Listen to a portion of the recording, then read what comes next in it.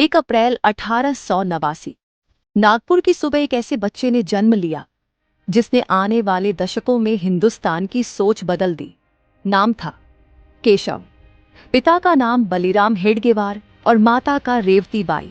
केशव का बचपन माता पिता और भाई बहनों की प्रेमपूर्ण छाया में व्यतीत हुआ था। अचानक नागपुर में चेचक फैल गई। लगभग 8 वर्षीय केशव उसकी चपेट में आ गया। ठीक तो हुए, लेकिन चेहरा दागों से भर गया, जिसके बाद केशव का यज्ञोपवीत संस्कार करा दिया गया। केशव जन्म से ही देशभक्त थे। विक्टोरिया शासन की षष्ठी पूर्ति के अवसर पर उनके विद्यालय में मिठाई बांटी गई, पर केशव ने कहा, महारानी हमारी कैसे, ये हमारी गुलामी का जश्न है, नहीं मनाएंगे। 1902 ईस्वी नागपुर में प्लेग की महामारी से उनके माता पिता का देहांत हो गया, जिससे परिवार पर निर्धनता की छाया मंडराने लगी। पर केशव ने पढ़ाई नहीं छोड़ी। 1905 ईस्वी में केशव स्वातंत्र्य संघर्ष के मार्ग पर चल पड़े थे। कुछ मित्रों के साथ मिलकर केशव ने चर्चा मंडल बनाया और देश की परिस्थितियों पर भाषण व परिचर्चाओं के कार्यक्रम होने लगे। 1908 ईस्वी विद्यालय से केशव का नाम काट दिया गया, पर वो कभी नहीं रुके। कलकत्ता जाकर उन्होंने डॉक्टरी की परीक्षा 60% से पास की। केशव नौकरी करने के बजाय राष्ट्र सेवा में अपना जीवन समर्पित करना चाहते थे, जिसके लिए उन्होंने अविवाहित रहकर जीवन भर राष्ट्र कार्य करने का निश्चय किया।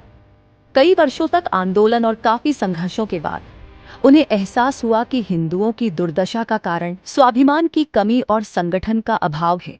उन्होंने कहा, ये देश धर्मशाला तो नहीं है कि कोई भी आए और बिस्तर बिछाकर आसन जमा ले। समाज के हर व्यक्ति में राष्ट्रभक्ति की भावना, राष्ट्र के स्वरूप का ज्ञान कराने के लिए, विराट संघ शक्ति को साकार करने के लिए महान संघ की स्थापना करनी होगी।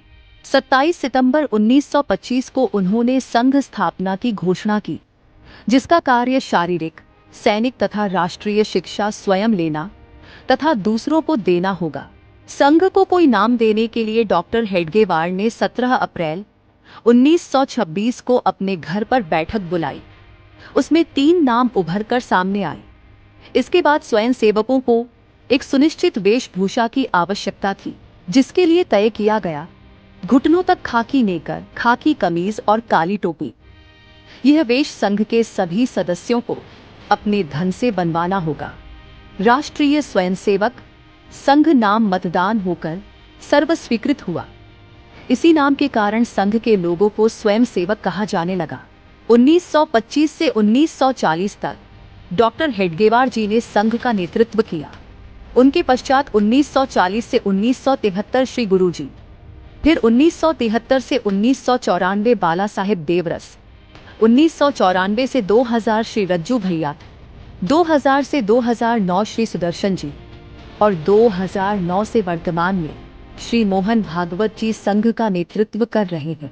अब जबकि राष्ट्रीय स्वयंसेवक संघ को 100 वर्ष पूरे हो चुके हैं, जिसमें स्वयंसेवकों की संख्या लगभग 60 से 70 लाख है।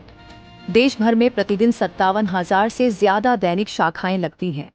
इसके अलावा अमेरिका, ब्रिटेन, ऑस्ट्रेलिया, नेपाल सहित लगभग 40 से अधिक देशों में हिंदू स्वयंसेवक संघ HSS के नाम से शाखाएं चलाई जाती हैं। इसके अलावा विद्या भारती, सेवा भारती, राष्ट्र सेविका समिति, भारतीय मजदूर संघ, भारतीय किसान संघ, विश्व हिंदू परिषद, अखिल भारतीय विद्यार्थी परिषद जैसी RSS की प्रमुख संस्थाएं हजारों सेवा प्रकल्प चला रही हैं।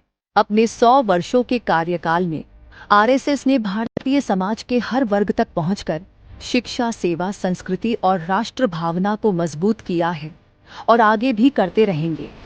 जय हिंद, वंदे मातरम।